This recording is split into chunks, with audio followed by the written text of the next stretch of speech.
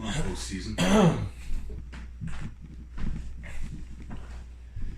All right, we're back for the second round of Uncrowned Kings. Hope you enjoyed the first round and the draws as well. If you haven't seen the second round yet, go check that out before you start on this episode. And remember to like, subscribe, and share all of our videos. Thank you. Sorry about that. I gotta turn my shit down.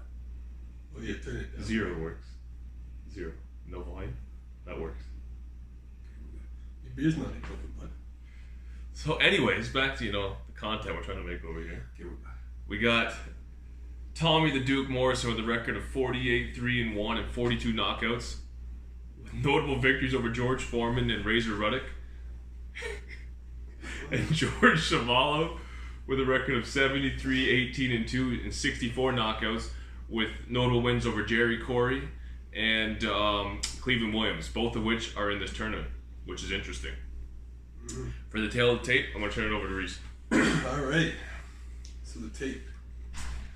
We got Tommy Morrison, 6'2", 76-inch reach, and what he weighed, about 235? I think just under 230. Under 2, but yeah, I think he was about 229. And we have George Chuvalo, who I believe he was 6 foot with a 71-inch reach. And he weighed in about 232. So, this fight... What's the reach on Tommy? 76. Ooh, Yeah, we covered that. 5 inches. So, for me, I think the fight... You alright, man? I think the fight would go like this. They're going to both come out, and they both like to bang. But, here's the thing. Chuvalo likes to bang, and he doesn't really have the greatest head movement. Tommy actually has pretty good head movement, and he's really fast. He's actually very fast for a heavyweight.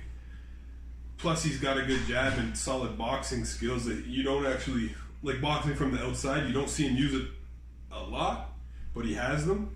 So I actually think Tommy would dominate almost every round of this fight, just based on his speed and his counter-punching ability. I could see him landing the left hook at will against Chuvalo. And Chuvalo has a hell of a chin, so I don't think he'd be knocked out cold. But it's going to get to a point where he's probably cut up, swollen up, and taking a lot of punishment. And I either see his corner stopping in mid-rounds, or him being like really hurt during a round, probably still on his feet, and the ref stopping it. I just see the speed and the technical ability of Morrison being too much. I kind of see it similar to the George Foreman fight. I think Morrison would just be able to land at will. When Foreman fought Morrison, of course. Yes. Okay, go back up to his knockout percentage. Yeah, I've got Morrison by mid-round, probably 7th, 8th round stoppage. TKO. So Tommy is 48 wins with 42 knockouts. And, maybe I have it up for me. Thanks. Chuvalo 73 wins and 64 knockouts. So both guys crack. Both the guys go for the knockout. But something that you got to look at is every time that Tommy lost, he got knocked out. He lost 3 times. He got knocked out 3 times. Chuvalo lost 18 times, and he only got knocked out twice, and he never been dropped. He has the best chin in the tournament. It's not even close. I think that X Factor can do a lot for him in this tournament and can get him out of fights that are going to be close, because there's not much that are different between these guys. Like, yes, Tommy's a little bit technically advanced, has a better, he's a little taller and more reach and a little more skilled, but Chuvalo doesn't fight on the outside anyways. It's going to be a dogfight. He's going to get him on the ropes. His body works amazing. Go look at the Ali fight. It's going to be back and forth, but I think the suspect chain of Tommy Morrison doesn't get him through these rounds. Chuvalo will be doing good work to the body, and then he'll bring it back up top to the head, and we might even see Tommy Morrison sprawled out over the ropes. He's going to get him out. A TKO or stoppage, Chuvalo's chin pulls him through the close rounds, and he wins this fight. You know which one is Chuvalo and which one's Morrison, right? Yeah. Okay. What? Carry on. What are you talking about? No, this one makes you. George Chuvalo fought everybody. He got knocked out by none of them. I know.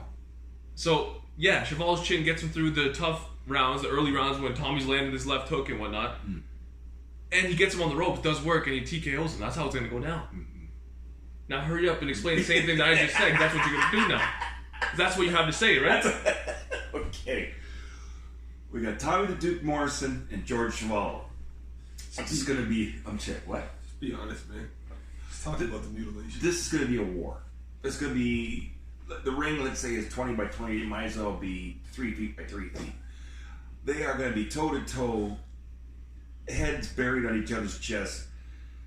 They're going to be body work. It's going to be ridiculous. It's not going the distance. Chuvalo, this is a tough fight to call, man.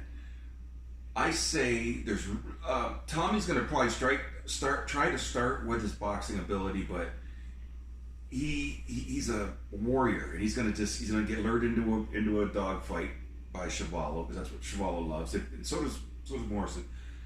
I predict a 7th round knockout by Tommy the Duke Morrison.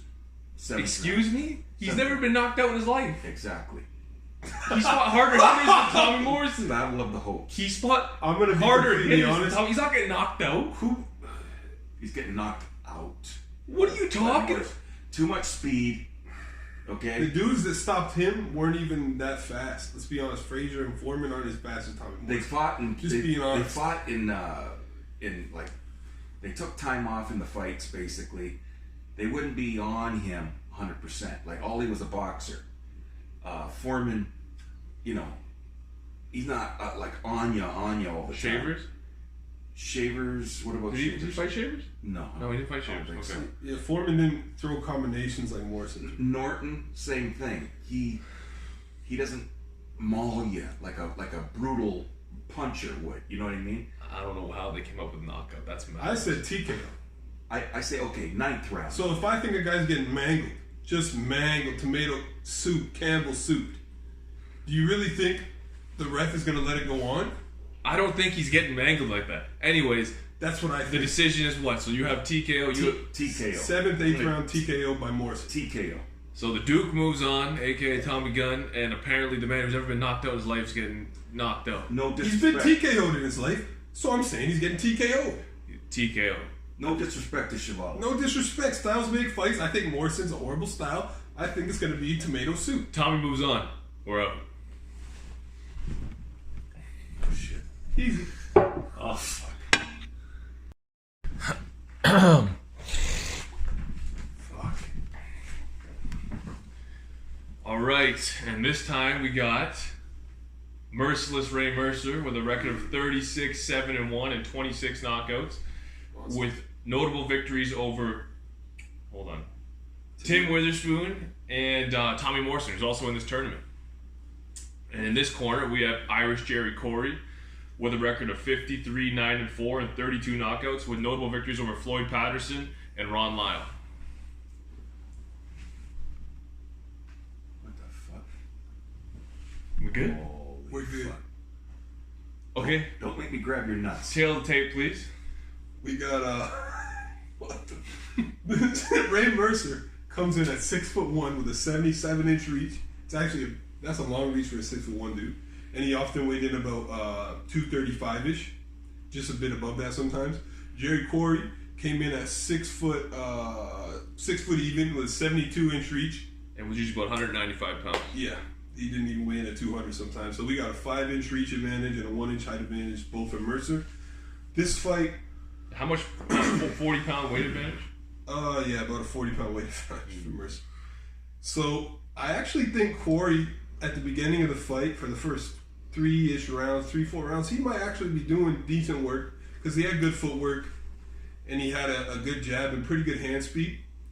And I think he would take the role of like the technical boxer in this fight.